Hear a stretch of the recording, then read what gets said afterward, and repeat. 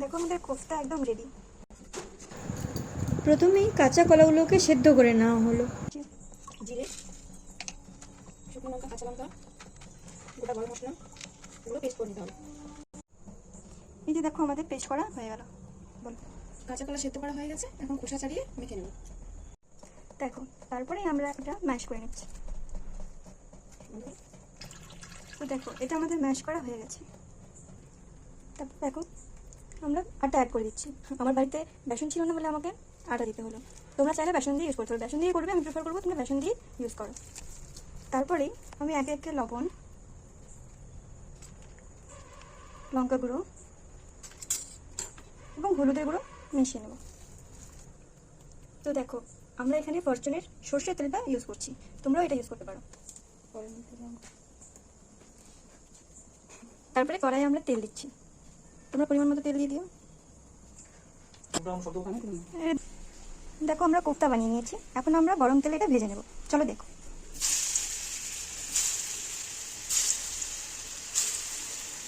দেখো একে একে আমরা কোফতাগুলো ভেজে নিচ্ছি। সুন্দর করে উল্টে পাল্টে তোমাদের ভাজতে হবে কিন্তু। তেলটা দেখে যেমন করতেছে। কোফতার ফুল রেসিপি দেখতে হলে অবশ্যই চ্যানেলে ভিজিট করবেন। দেখো কোফতাগুলো একদম সুন্দর করে ভাজা হয়ে গেছে, আমাদের আরেকটু ভাজতে হবে, একটু লাল লাল হবে আর কি।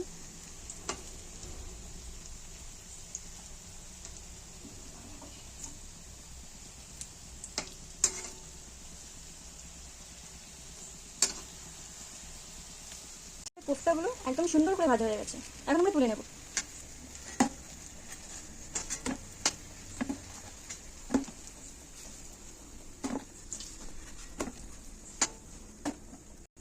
সেই তেলে আমরা একে একে শুকনো লঙ্কা, জিরে, ফোড়ন দিয়ে দেব।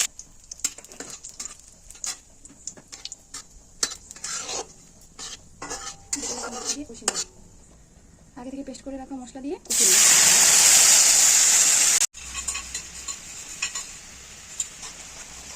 এই মশলাতে আমরা একে একে লবণ, হলুদ গুঁড়ো দিয়ে দেবো। তাকে তোমরা দেখতে পাচ্ছ সুন্দর তেল বেরিয়ে গেছে। দেখো মশলার থেকে তেল ছেড়েছে।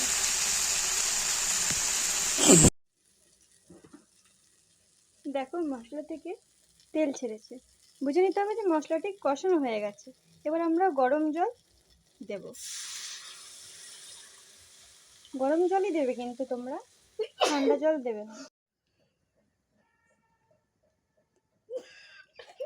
এবার আমরা একে একে কোফতাগুলো ছেড়ে দেব।